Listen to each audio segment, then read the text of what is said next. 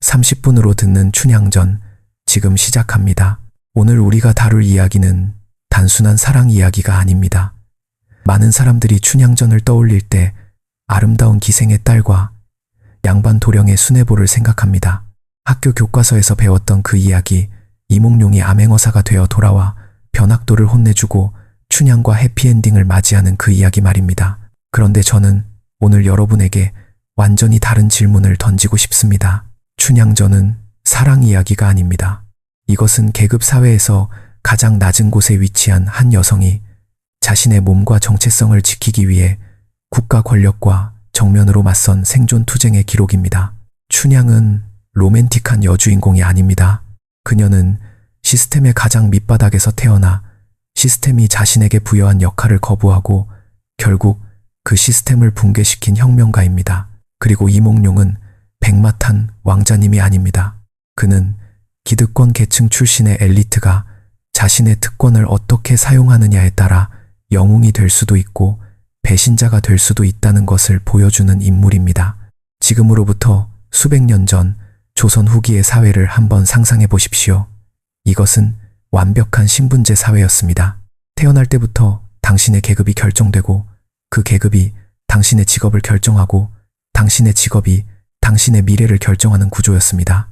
오늘날로 치면 태어난 순간부터 이미 취업시장에서의 스펙이 결정되어 있는 것과 같습니다.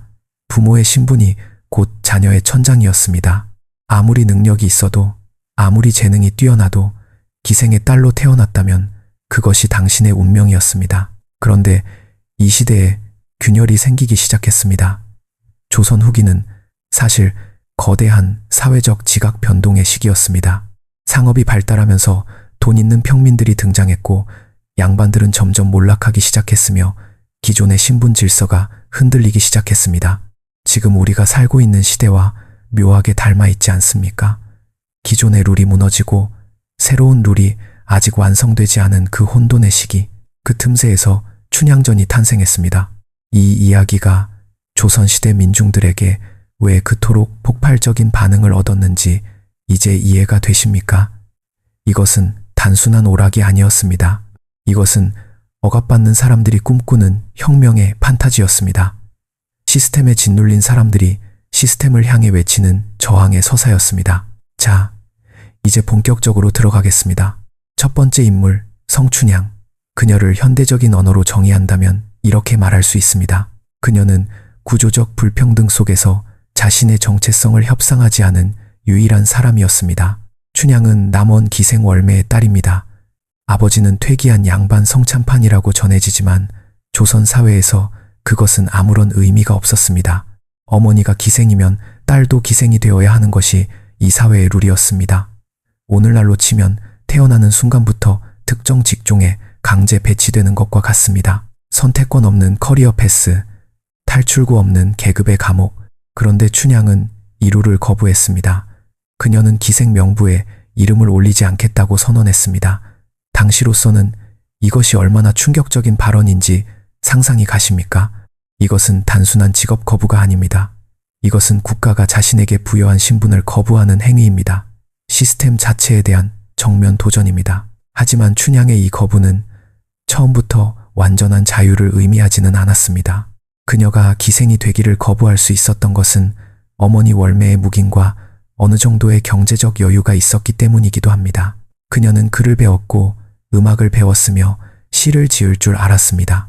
이것은 당시 기생들이 갖추어야 할 소양이기도 했지만 동시에 춘향에게는 자신을 차별화하는 핵심 자산이 되었습니다. 여기서 중요한 포인트가 있습니다. 춘향은 자신이 가진 것을 정확히 알고 있었습니다.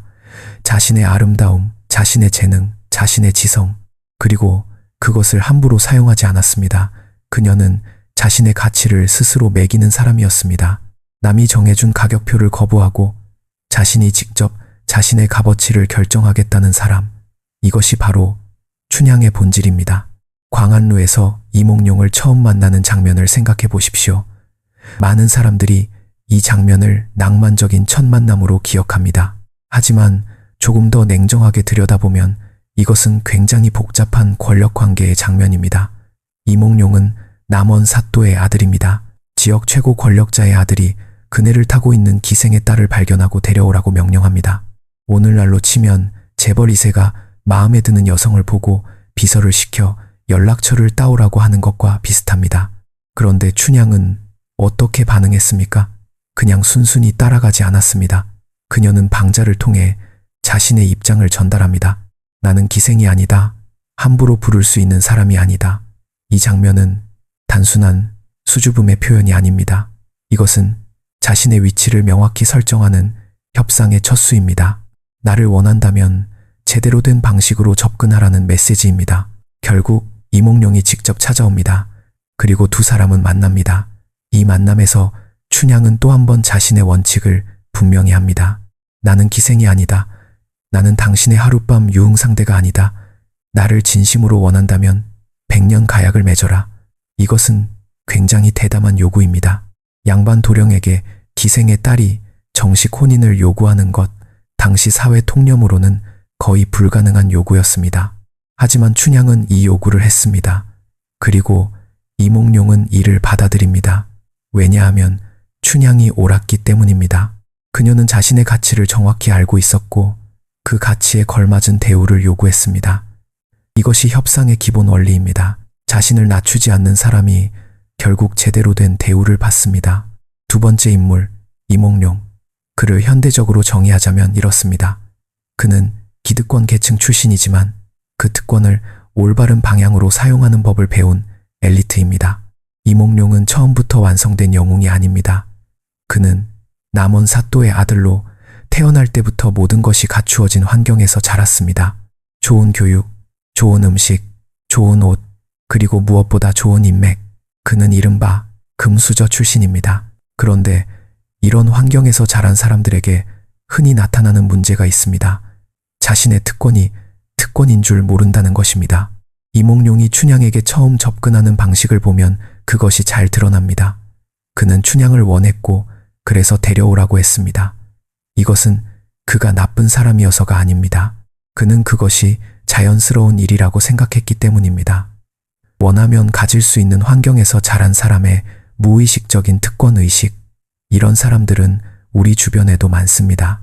하지만 이몽룡은 춘향을 만나면서 변화하기 시작합니다. 춘향이 자신에게 요구한 것, 즉 진심 어린 사랑과 정식 혼인 약속은 이몽룡에게도 처음에는 당황스러운 요구였을 것입니다. 하지만 그는 그 요구를 받아들였습니다. 그리고 그 약속을 지키기 위해 노력했습니다. 여기서 이몽룡의 이야기에서 가장 중요한 장면이 등장합니다. 아버지가 한양으로 전근을 가게 되었을 때입니다. 이몽룡은 춘향과 헤어져야 합니다. 이 이별 장면을 많은 사람들이 순수한 슬픔의 장면으로 기억하지만 저는 이 장면에서 이몽룡의 한계와 가능성을 동시에 봅니다. 이몽룡은 춘향을 데려갈 수 없었습니다. 왜냐하면 그것은 당시 사회에서 불가능한 일이었기 때문입니다. 기생의 딸을 양반 가문의 며느리로 데려가는 것은 가문의 체면을 완전히 무너뜨리는 일이었습니다. 이몽룡은 이 구조적 한계 앞에서 무력했습니다. 그는 춘향에게 반드시 돌아오겠다는 약속을 남기고 떠납니다. 이 장면을 현대적으로 해석하면 이렇습니다. 사랑하는 사람이 있지만 그 사랑을 공식화하기 위해서는 자신이 먼저 사회적으로 성공해야 하는 상황. 능력을 증명하기 전까지는 아무것도 바꿀 수 없는 현실. 이몽룡은 그 현실을 받아들이고 한양으로 올라가 과거 시험에 전념합니다. 그리고 이몽룡은 장원급제를 합니다. 이것은 단순한 시험 합격이 아닙니다. 이것은 자신이 가진 특권을 정당한 노력으로 뒷받침한 것입니다. 금수저 출신이 노력까지 하면 어떻게 되는지를 보여주는 장면입니다. 그는 암행어사가 되어 남원으로 내려옵니다. 이제 그는 더 이상 사또의 아들이 아닙니다. 그는 왕의 명을 받은 국가 권력 그 자체입니다. 하지만 여기서 이몽룡에 대한 비판적 시각도 필요합니다. 그가 암행어사가 되어 돌아오기까지 춘향은 얼마나 많은 고통을 받았습니까? 이몽룡이 한양에서 열심히 공부하는 동안 춘향은 새로 부임한 변학도의 수청을 거부하다가 옥에 갇혀 매를 맞고 죽음의 문턱까지 갔습니다. 이몽룡은 그 사실을 알고 있었습니까? 알았다면 왜 더 빨리 오지 않았습니까? 이것이 이몽룡 이야기의 불편한 진실입니다. 그는 자신의 커리어를 완성하는 동안 자신이 사랑한다고 말했던 사람이 극한의 고통을 겪고 있었습니다. 그리고 그는 그 고통을 구경꾼처럼 지켜보다가 모든 것이 끝날 무렵에 등장해서 영웅이 됩니다. 이것을 어떻게 봐야 할까요? 저는 이것이 기득권 엘리트들의 전형적인 패턴이라고 생각합니다. 그들은 시스템의 문제를 알고 있습니다. 그 문제로 인해 고통받는 사람들을 알고 있습니다. 하지만 자신이 충분히 높은 위치에 올라가기 전까지는 그 문제에 개입하지 않습니다. 그리고 자신이 충분히 강해졌을 때 등장해서 문제를 해결하고 영웅이 됩니다. 이 과정에서 고통받는 사람들의 시간은 누가 보상해 줍니까? 물론 이몽룡은 결국 돌아왔습니다. 그리고 변학도를 처벌했습니다. 그는 약속을 지켰습니다. 하지만 그 약속을 지키는데 걸린 시간과 그 시간 동안 춘향이 치른 대가를 생각하면 이 해피엔딩이 마냥 해피하지만은 않습니다. 세 번째 인물, 변학도. 그를 현대적으로 정의하면 이렇습니다. 그는 시스템이 만들어낸 완벽한 괴물입니다. 변학도는 악인입니다. 하지만 그는 단순히 나쁜 성격을 가진 사람이 아닙니다. 그는 시스템이 허용하는 범위 안에서 자신의 욕망을 최대한 실현하는 사람입니다. 그리고 그것이 더 무섭습니다. 변학도가 세사또로 부임하면서 가장 먼저 한 일이 무엇입니까? 관내 기생들을 점검하는 것이었습니다. 이것은 당시 지방 수령들에게 완전히 합법적인 행위였습니다. 기생들은 관청에 소속된 존재였고 수령은 그들을 관리할 권한이 있었습니다. 변학도는 법을 어긴 것이 아닙니다. 그는 법이 허용하는 모든 것을 활용했을 뿐입니다. 이것이 진짜 권력의 무서움입니다. 법의 테두리 안에서 이루어지는 착취, 시스템이 만들어 놓은 구조 안에서 약자를 짓밟는 행위, 이것은 불법이 아니기 때문에 막을 방법이 없습니다. 변학도는 이 구조를 완벽하게 이해하고 활용하는 사람이었습니다. 변학도가 춘향에게 수청을 요구하는 장면을 생각해 보십시오. 그는 처음에 당근을 제시합니다. 나의 수청을 들면 좋은 옷을 입혀주고 좋은 음식을 먹여주겠다. 이것은 전형적인 회유 전략입니다. 먼저 이익을 제시하고 그것이 통하지 않으면 협박을 사용합니다. 네가 기생의 딸이라는 것을 잊었느냐? 이것은 내 본분이다. 거부하면 죽여버리겠다. 변학도의 논리는 이것입니다. 너는 원래 이 역할을 해야 하는 사람이다. 네가 그 역할을 거부하는 것이 오히려 이상한 것이다. 이것은 억압자들이 항상 사용하는 논리입니다. 기존의 질서를 당연한 것으로 만들고 그 질서에 저항하는 사람을 비정상으로 규정합니다. 변학도가 춘향에게 매를 치는 장면은 이 이야기에서 가장 잔인한 장면입니다. 하지만 동시에 가장 중요한 장면이기도 합니다. 왜냐하면 이 장면에서 두 가지 인간의 모습이 극명하게 대비되기 때문입니다. 권력을 가졌지만 그것을 착취해 사용하는 인간과 아무것도 가지지 않았지만 자신의 존엄을 지키는 인간. 춘향은 매를 맞으면서도 굴복하지 않습니다. 한 대 맞을 때마다 일편단심을 외칩니다. 이것은 단순한 고집이 아닙니다. 이것은 자신의 정체성을 지키는 마지막 방어선입니다. 내가 이것을 포기하면 나는 더 이상 내가 아니다. 나는 그들이 원하는 존재가 되어버린다. 춘향은 그것을 거부했습니다. 죽음의 위협 앞에서도 변학도를 통해 우리는 한 가지 불편한 진실을 마주하게 됩니다. 그는 특별히 나쁜 사람이 아닐 수도 있습니다. 그는 그냥 그 시대의 평균적인 수령이었을 수도 있습니다. 당시 지방 수령들 중에 기생에게 수청을 요구하지 않은 사람이 얼마나 됩니까? 변학도는 그 중에서 유독 잔인했을 뿐입니다. 이것이 더 무서운 것입니다. 악은 특별한 악인에 의해서만 저질러지는 것이 아닙니다. 악은 시스템 안에 내재되어 있고 평범한 사람들에 의해 일상적으로 저질러집니다. 네 번째 인물, 월매. 그녀는 이 이야기에서 가장 입체적이고 가장 현실적인 인물입니다. 현대적으로 정의하면 이렇습니다. 그녀는 불공평한 게임의 규칙을 가장 잘 알고 있는 사람이었습니다. 월매는 퇴기한 기생입니다. 그녀의 전성기는 지났고 이제 그녀에게 남은 것은 딸 춘향뿐입니다. 월매는 이 사회가 얼마나 잔인한지 누구보다 잘 알고 있습니다. 그녀는 그 잔인한 세상에서 살아남은 사람입니다. 그리고 그 경험을 바탕으로 딸의 미래를 설계합니다. 월매가 이몽룡을 처음 만나는 장면을 보십시오. 그녀는 이몽룡의 신분을 확인합니다. 사또의 아들, 양반 가문, 한양 출신. 이것은 단순한 호기심이 아닙니다. 이것은 실사입니다. 투자자가 투자 대상을 검토하는 것과 같습니다. 월매는 이몽룡이 춘향에게 좋은 선택인지를 냉정하게 평가하고 있습니다. 그리고 월매는 이몽룡과 춘향의 결합을 허락합니다.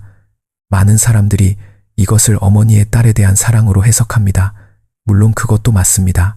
하지만 월매의 선택에는 더 복잡한 계산이 있었습니다. 그녀는 딸이 기생이 되는 것을 원하지 않았습니다. 그리고 기생이 아닌 다른 삶을 살기 위해서는 강력한 후원자가 필요했습니다. 이몽룡은 그 후원자가 될 수 있는 사람이었습니다. 하지만 이몽룡이 떠난 후 월매는 극심한 불안과 고통에 시달립니다. 그녀는 이 상황의 위험성을 누구보다 잘 알고 있었습니다. 약속은 약속일 뿐 실제로 이몽룡이 돌아올 것이라는 보장은 없었습니다. 그리고 그 불안은 현실이 됩니다. 변학도가 부임하면서 춘향은 위기에 처합니다. 이 상황에서 월매는 무엇을 합니까? 그녀는 변학도에게 찾아가 딸을 살려달라고 애원합니다. 이 장면을 비겁한 어머니의 굴복으로 보는 시각도 있습니다. 하지만 저는 다르게 봅니다. 월매는 현실주의자입니다. 그녀는 딸의 목숨이 걸린 상황에서 자존심을 지키는 것보다 딸을 살리는 것이 더 중요하다는 것을 알고 있었습니다. 그리고 그 애원이 통하지 않자 그녀는 다른 방법을 찾습니다. 이몽룡에게 편지를 보내고 점쟁이를 찾아가고 할 수 있는 모든 것을 합니다. 월매의 이야기에서 우리는 한 가지 중요한 진실을 발견합니다. 불공평한 시스템 안에서 가장 고통받는 것은 그 시스템의 잔인함을 가장 잘 아는 사람들입니다. 월매는 이 세상이 어떻게 돌아가는지 알고 있었습니다. 그 지식이 그녀에게 전략을 가르쳐 주었지만 동시에 그 지식이 그녀에게 가장 큰 공포를 안겨주었습니다. 이제 이 이야기의 핵심 사건으로 들어가겠습니다. 춘향이 옥에 갇히는 장면입니다. 이것은 이 이야기에서 가장 중요한 전환점입니다. 변학도의 수청 요구를 거부한 춘향은 형벌을 받고 옥에 갇힙니다. 이 장면을 표면적으로 보면 권력에 의한 희생자의 이야기입니다. 하지만 조금 더 깊이 들어가면 이것은 저항의 이야기입니다. 춘향은 선택을 했습니다. 그 선택의 결과가 옥이라는 것을 알면서도 그녀는 굴복하지 않기로 했습니다. 이것은 쉬운 선택이 아닙니다. 그녀에게는 살 수 있는 방법이 있었습니다. 변학도의 요구를 들어주면 됩니다. 그러면 좋은 옷, 좋은 음식, 안전한 삶, 많은 사람들이 그 선택을 했을 것입니다. 생존이 먼저이고 원칙은 나중의 문제니까요. 하지만 춘향은 그 선택을 하지 않았습니다. 왜입니까? 그녀에게는 잃을 것이 있었기 때문입니다. 변학도의 요구를 들어주는 순간 그녀는 자신이 지금껏 지켜온 모든 것을 잃게 됩니다. 이몽룡과의 약속, 기생이 아닌 인간으로서의 자신, 그리고 가장 중요한 것, 자기 자신에 대한 믿음. 춘향이 옥안에서 보내는 시간을 생각해 보십시오. 그것은 단순한 감금이 아닙니다. 그것은 극한의 심리적 압박입니다. 언제 죽을지 모르는 상황, 이몽룡이 돌아올지 알 수 없는 불확실성, 매일 반복되는 굴복 요구. 이 상황에서 자신의 원칙을 지킨다는 것이 얼마나 어려운 일인지 상상이 됩니까? 그런데 춘향은 그것을 해냈습니다. 이것이 춘향이 단순한 사랑 이야기의 여주인공이 아니라 하나의 인간 승리의 상징이 되는 이유입니다. 그녀는 가장 낮은 곳에서 태어나 가장 강력한 권력과 맞서 자신의 존엄을 지켰습니다. 여기서 잠깐 이 이야기의 사회적 의미를 짚어보겠습니다. 춘향전, 이 조선 후기 민중들에게 왜 그토록 사랑받았는지를 이해하려면 당시 사람들의 삶을 상상해야 합니다. 조선 후기의 평민들, 특히 천민계층의 사람들은 어떻게 살았습니까? 그들은 아무리 열심히 일해도 신분의 벽을 넘을 수 없었습니다. 억울한 일을 당해도 호소할 곳이 없었습니다. 권력자들의 횡포에 그냥 당해야 했습니다. 이것이 그들의 일상이었습니다. 그런데 춘향전에서는 어떻습니까? 가장 낮은 신분의 여성이 권력자에게 굴복하지 않습니다. 그리고 결국 그 권력자는 응징을 받습니다. 이것은 현실에서는 거의 일어나지 않는 일입니다. 하지만 이 이야기 안에서는 그것이 일어납니다. 민중들이 이 이야기를 듣고 얼마나 통쾌했겠습니까? 얼마나 카타르시스를 느꼈겠습니까? 이것이 바로 이야기의 힘입니다. 현실에서 불가능한 것을 이야기 안에서 가능하게 만드는 것. 억압받는 사람들에게 언젠가는 정의가 이루어질 것이라는 희망을 주는 것. 춘향전은 그런 이야기였습니다. 이제 이몽룡의 귀환 장면으로 가겠습니다. 이 장면은 이 이야기에서 가장 극적인 장면입니다. 그리고 동시에 가장 많은 것을 생각하게 만드는 장면입니다. 이몽룡은 거지 행색으로 남원에 도착합니다. 암행어사는 신분을 숨기고 다녀야 하기 때문입니다. 그는 먼저 춘향의 집을 찾아갑니다. 월매는 거지 행색의 이몽룡을 보고 실망합니다. 아니, 실망을 넘어 분노합니다. 딸이 옥에서 죽어가고 있는데 이 사람은 거지가 되어 돌아왔구나. 이 사람은 딸을 구해줄 수 없겠구나. 이 장면에서 월매의 반응은 매우 인간적입니다. 그리고 이해할 수 있습니다. 그녀는 외형만 보고 판단했습니다. 하지만 이것은 우리 모두가 하는 실수입니다. 겉으로 보이는 것만 보고 본질을 놓치는 것. 이몽룡이 거지 행색을 하고 있었지만 그의 주머니 안에는 왕의 어명이 있었습니다. 그리고 춘향을 만나는 장면. 이몽룡은 자신의 신분을 밝히지 않고 춘향을 시험합니다. 나는 과거에 실패했다. 이제 아무것도 없다. 그래도 나를 따라올 수 있겠느냐? 이것은 잔인한 시험입니다. 이미 죽음의 문턱에 있는 사람에게 이런 질문을 하는 것은 가혹합니다. 하지만 춘향의 대답은 흔들리지 않습니다. 걱정하지 마십시오. 저는 도령만 믿겠습니다. 도령이 잘 되면 같이 잘 될 것이고 못 되면 같이 못 될 것입니다. 이것은 춘향의 사랑이 조건부가 아니라는 것을 보여줍니다. 그녀는 이몽룡의 신분이나 성공 여부와 무관하게 그를 선택했습니다. 이것이 진짜 사랑의 모습입니다. 그리고 이어지는 변학도의 생일잔치 장면. 이 장면은 이 이야기 전체에서 가장 통쾌한 장면입니다. 변학도는 자신의 권력을 과시하며 잔치를 벌이고 있습니다. 관내의 모든 기생들이 동원되고 음식과 술이 넘쳐납니다. 권력자의 전형적인 과시 행동입니다. 이 자리에 이몽룡이 거지 행색으로 등장합니다. 변학도는 그를 비웃습니다. 그리고 이몽룡은 시 한 수를 읊습니다. 금준미주는 천인혈이요 옥반가 효는 만성고라. 아름다운 술잔에 좋은 술은 천명의 피요 옥쟁반에 맛있는 안주는 만명의 기름이라. 촉루락시 민루락이요 가성고처 원성고라. 촛불 눈물 떨어질 때 백성의 눈물 떨어지고 노랫소리 높은 곳에 원망소리 높도다. 이 시 한 수가 모든 것을 바꿉니다. 그리고 이어지는 마패의 등장, 어사출두. 이 세 글자가 터져 나오는 순간 그 자리의 모든 권력 구조가 순식간에 뒤집어집니다. 방금 전까지 최고 권력자였던 변학도는 죄인이 됩니다. 방금 전까지 거지였던 이몽룡은 왕의 대리인이 됩니다. 이 장면의 극적 효과는 단순히 반전에 있지 않습니다. 이 장면이 말하는 것은 권력은 영원하지 않다는 것입니다. 오늘 최고 권력자라도 내일은 죄인이 될 수 있습니다. 오늘 아무것도 없어 보이는 사람이 내일은 그 권력자를 심판하는 위치에 설 수 있습니다. 이것은 조선 후기 민중들에게 엄청난 위로가 되었을 것입니다. 자, 이제 이 이야기의 숨겨진 층위를 하나씩 벗겨내 보겠습니다. 춘향전을 단순히 사랑 이야기로 읽으면 이런 의문이 생깁니다. 왜 춘향은 변학도의 요구를 거부했을까요? 이몽룡이 돌아올지도 확실하지 않은 상황에서 죽음을 감수하면서까지 거부할 이유가 있었을까요? 표면적인 답은 이몽룡에 대한 사랑입니다. 하지만 저는 더 깊은 답이 있다고 생각합니다. 춘향이 거부한 것은 단순히 변학도의 요구가 아닙니다. 그녀가 거부한 것은 자신에게 부여된 역할입니다. 기생의 딸은 기생이 되어야 한다는 사회적 규정, 권력자가 원하면 몸을 바쳐야 한다는 신분적 의무. 춘향은 그 전체를 거부했습니다. 이것을 현대적으로 번역하면 이렇습니다. 우리 사회에도 비슷한 구조가 있습니다. 특정 환경에서 태어난 사람에게는 특정 역할이 기대됩니다. 가난한 집에서 태어나면 가난하게 살 것이 기대됩니다. 학력이 낮으면 낮은 직종에서 일할 것이 기대됩니다. 그 기대에서 벗어나려 하면 시스템이 압박을 가합니다. 춘향이 경험한 것이 바로 그것입니다. 그리고 춘향의 거부는 단순한 개인적 용기의 문제가 아닙니다. 그것은 자기 정체성의 문제였습니다.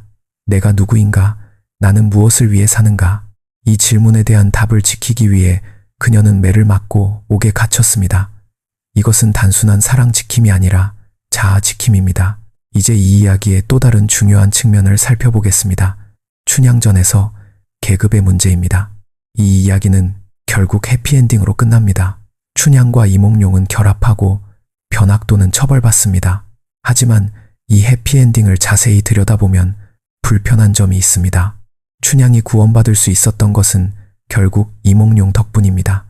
이몽룡이 암행어사가 되어 돌아오지 않았다면 어떻게 되었을까요? 춘향은 결국 죽었을 것입니다. 아니면 굴복했을 것입니다. 즉, 이 이야기의 해피엔딩은 시스템의 변화가 아닙니다. 시스템 내부의 특정 인물이 올바른 선택을 했기 때문에 가능한 것입니다.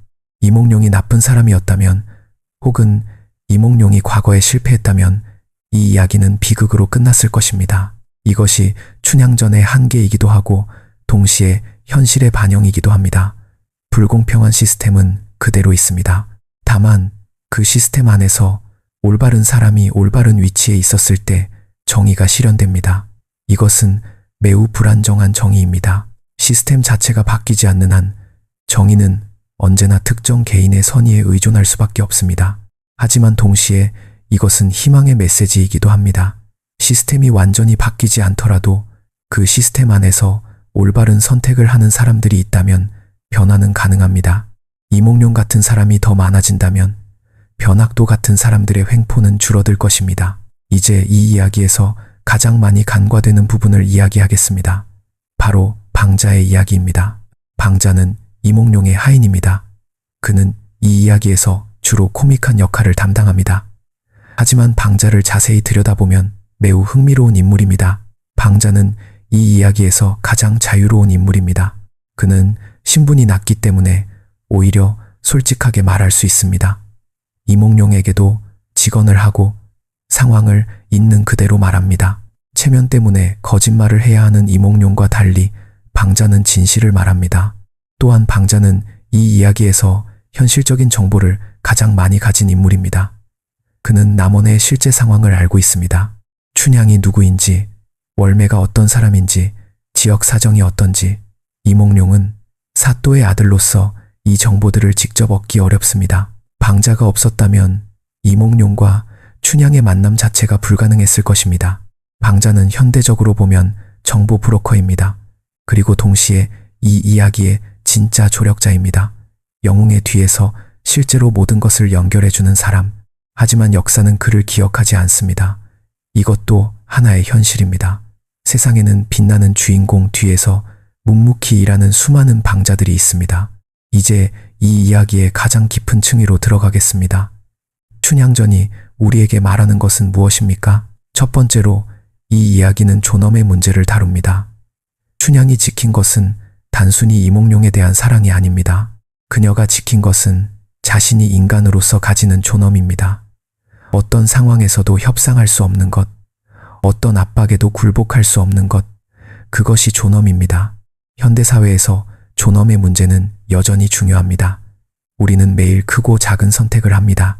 그 선택들 중에는 자신의 존엄을 조금씩 팔아넘기는 선택들이 있습니다. 조금만 참자, 이번 한 번만 눈 감자, 어쩔 수 없잖아. 이런 선택들이 쌓이면 어느 순간 우리는 자신이 누구인지 잊어버립니다. 춘향은 그 선택을 거부했습니다. 죽음의 위협 앞에서도. 두 번째로 이 이야기는 신뢰의 문제를 다룹니다. 춘향이 이몽룡을 기다린 것은 단순한 기다림이 아닙니다. 그것은 신뢰에 기반한 선택입니다. 이몽룡이 돌아올 것이라는 확신, 그 확신을 가지고 극한의 상황을 버텨내는 것, 이것은 매우 어려운 일입니다. 불확실한 상황에서 신뢰를 유지하는 것은 어쩌면 가장 어려운 인간적 과제 중 하나입니다. 하지만 춘향의 신뢰는 맹목적인 것이 아니었습니다. 그녀는 이몽룡과의 약속을 믿었습니다.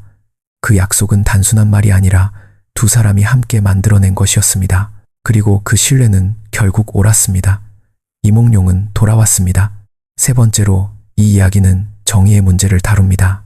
변학도의 처벌은 단순한 권선징악이 아닙니다. 이것은 권력이 책임을 져야 한다는 원칙의 구현입니다. 권력을 가진 자는 그 권력을 올바르게 사용해야 하며 그렇지 않으면 반드시 책임을 져야 합니다. 이 원칙은 수백 년이 지난 지금도 여전히 유효합니다. 그리고 이 정의의 실현이 내부자에 의해 이루어진다는 점도 주목할 만합니다. 이몽룡은 시스템 밖에서 온 혁명가가 아닙니다. 그는 시스템 안에서 가장 높은 위치에 오른 사람입니다. 그리고 그 위치를 이용해 시스템의 부패를 처벌합니다. 이것은 시스템을 무너뜨리는 것이 아니라 시스템을 올바르게 작동하게 만드는 것입니다. 이제 이 이야기를 현대적으로 재해석해 보겠습니다. 오늘날 우리 사회에도 춘향과 같은 상황에 처한 사람들이 있습니다. 구조적 불평등 속에서 자신의 존엄을 지키려 싸우는 사람들, 시스템이 부여한 역할을 거부하는 사람들, 그들이 싸우는 것은 단순히 개인적인 이익을 위해서가 아닙니다. 그들은 더 공평한 세상을 위해 싸우고 있습니다. 그리고 오늘날에도 변학도와 같은 사람들이 있습니다. 법의 테두리 안에서 자신의 권력을 남용하는 사람들, 약자를 착취하면서도 그것이 당연하다고 생각하는 사람들, 시스템이 허용한다는 이유로 모든 것을 정당화하는 사람들, 또한 오늘날에도 이몽룡과 같은 사람들이 있습니다. 기득권 계층 출신으로 좋은 교육을 받고 좋은 기회를 얻은 사람들, 그들이 그 특권을 어떻게 사용하느냐에 따라 세상은 달라집니다.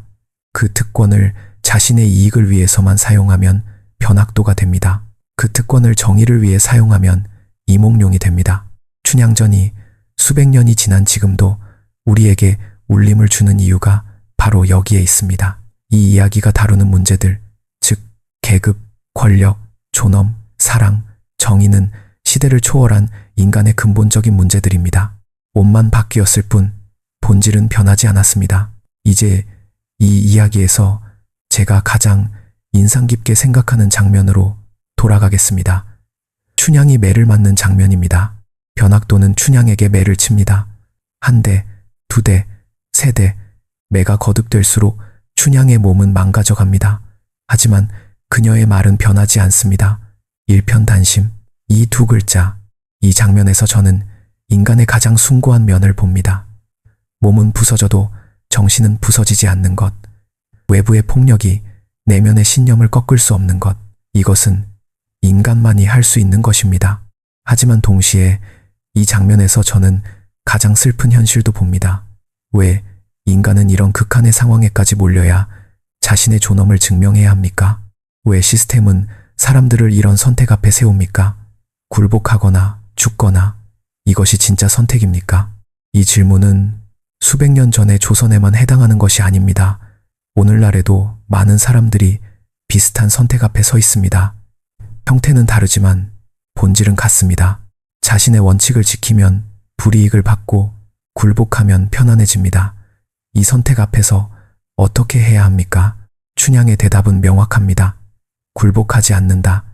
하지만 춘향의 이야기가 해피엔딩으로 끝날 수 있었던 것은 이몽룡이 돌아왔기 때문입니다. 현실에서는 이몽룡이 돌아오지 않는 경우가 훨씬 많습니다. 그렇다면 이몽룡이 돌아오지 않는 세상에서도 춘향처럼 살아야 합니까? 이것이 이 이야기가 던지는 가장 어려운 질문입니다. 그리고 저는 이 질문에 쉬운 답이 없다고 생각합니다. 하지만 한 가지는 분명합니다. 자신의 존엄을 포기한 사람은 설령 살아남더라도 이미 죽은 것과 같습니다. 반면 자신의 존엄을 지키다가 죽은 사람은 오히려 영원히 살아 있습니다. 춘향이 수백 년이 지난 지금도 우리의 마음속에 살아있는 것처럼 이제 이 이야기의 마지막 장면으로 가겠습니다. 춘향과 이몽룡의 재회, 이몽룡이 옥에 갇힌 춘향을 찾아갑니다. 이 장면을 상상해 보십시오. 오랜 기다림의 끝, 극한의 고통 끝에 이루어지는 재회. 이것은 단순한 연인의 재회가 아닙니다. 이것은 두 사람이 각자의 방식으로 자신을 증명한 후에 이루어지는 만남입니다. 춘향은 자신의 존엄을 지킴으로써 자신을 증명했습니다. 이몽룡은 자신의 능력을 키우고 약속을 지킴으로써 자신을 증명했습니다. 두 사람은 각자의 방식으로 성장했고 그 성장 끝에 다시 만납니다. 이것이 진짜 사랑의 모습이 아닐까요? 서로를 의존하는 것이 아니라 각자가 독립적으로 성장하면서 서로를 향해 나아가는 것. 춘향은 이몽룡 없이도 자신의 원칙을 지킬 수 있었습니다. 이몽룡은 춘향 없이도 자신의 목표를 달성할 수 있었습니다. 그리고 그 두 사람이 만났을 때 비로소 완전해집니다. 어사출두 이후의 장면도 중요합니다. 변학도는 처벌받습니다. 그리고 춘향은 자유로워집니다. 하지만 이 자유는 단순히 이몽룡이 구해준 것이 아닙니다. 이 자유는 춘향이 스스로 쟁취한 것입니다. 그녀가 굴복하지 않았기 때문에, 그녀가 끝까지 버텼기 때문에 이 자유는 의미가 있습니다.